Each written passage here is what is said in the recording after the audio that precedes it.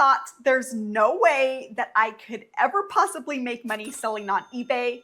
You know what? I thought the same exact thing. I didn't even understand the concept of going to a thrift store and then why would somebody pay more for that item online? But then I heard about people doing this and I had to give it a try. Well, my name is LeeMeier, and in the beginning, I wanted to just be able to come up with $200 a month to pay for preschool.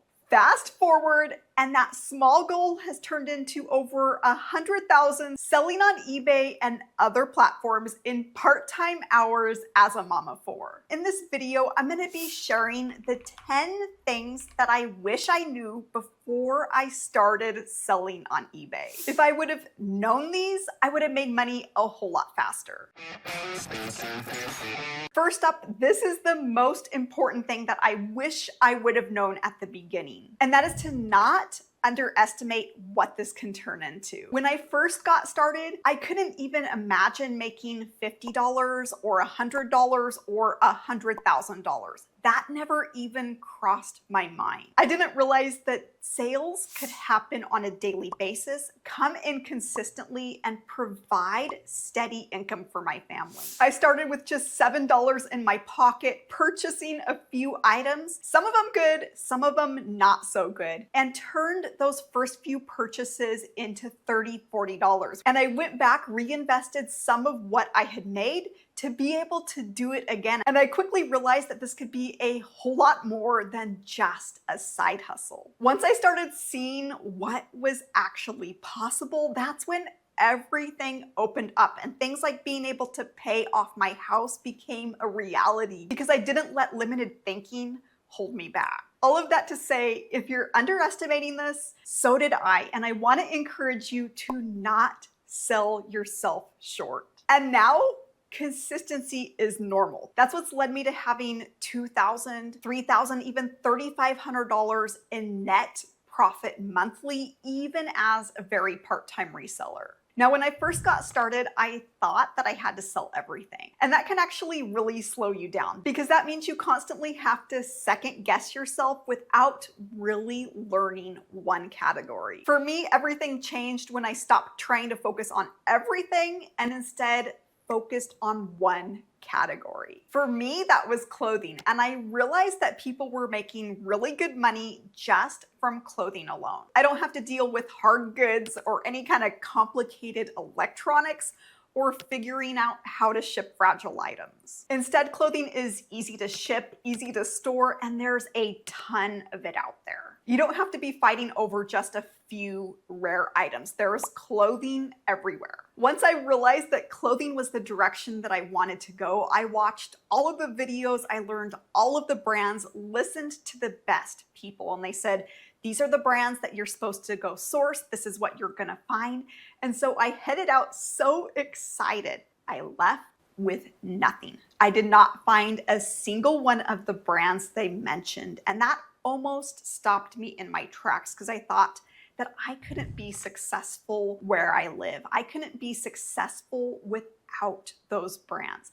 Little did I know I was completely wrong. I thought those other people were just lucky and that it couldn't work for me. But what I learned is that you don't need big, amazing brands in order to make money selling used clothes. Some of my best sales and best sellers have been vintage pieces, including early 2000s. Yes, that's vintage, as well as activity-specific items. Those are things that people need. Things like motorcycle jackets, equestrian pants, wetsuits. A lot of times, thrift stores don't end up marking these types of items up because they don't recognize them or don't understand that they're valuable. And this was a game changer for me. It's items just like these: snow pants, riding jackets, personal flotation devices, Boy Scout shirts, vintage items like jean jackets, dresses, boots, a few overlooked brands, and items that just really resonate with buyers because of their style. I realized that style in a lot of cases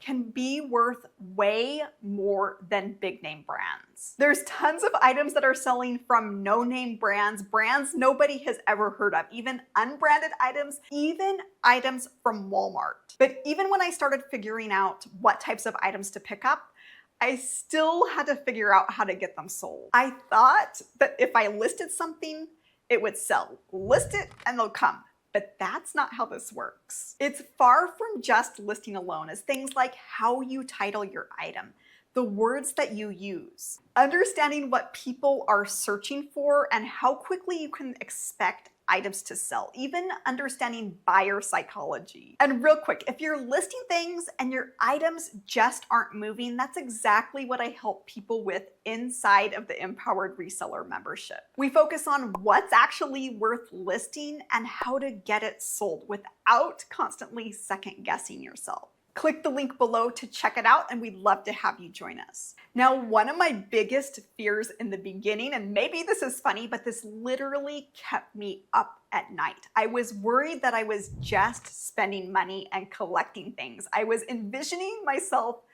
featured on an episode of Hoarders. But what I found out is things actually sold when you learn how to sell them. Another thing that I wish I knew in the beginning is not every item is going to be some amazing $200 or $500 sale. Social media can really skew our expectations and we start playing that comparison game. But to be honest, for me, most of my sales are pretty boring. Yes, bigger sales happen, but not all of the time. It's $20, $30, $40 that actually builds income. Smaller sales, but happening on a consistent basis. Another big mindset shift in the beginning was figuring out I'm not in the business of storing goods. You're doing this to actually move inventory, to make money. And a lot of that holding on to things actually comes from a scarcity mindset, thinking that I'm never gonna find something better. But the truth is there's always more out there. The bottom line, when you're willing to accept offers, be flexible on pricing, and sometimes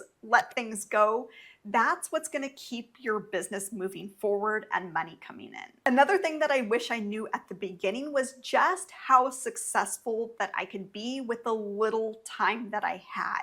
You do not need to work on this hours on end all day long. What's more important is consistency, even if it's just 30 minutes a day. That adds up over a week, over a month. And it's also about being very intentional with the time that you have. Just because you're busy, that does not mean that what you're doing is actually making you sales. The truth is, it's about focusing on the right things. And this one is one of the biggest things that I wish somebody had told me at the beginning. And it's this: reselling is actually a lot simpler than most people make it. In the beginning, I thought I needed to know everything, that I needed to write the perfect listings, find the perfect items, somehow get lucky. But you don't. What you really need to know is what's actually worth listing, how to get it sold, and how to repeat that over and over. That is literally it. You don't need a huge amount of time, a massive budget, but you do need to focus on the right things and stop wasting time on things that don't move the needle. When you do that, you can turn this into something way bigger than you ever imagined. And if you want help right now figuring out exactly what to be focusing on so that you can make consistent daily sales, click the link below to join the Empowered Reseller.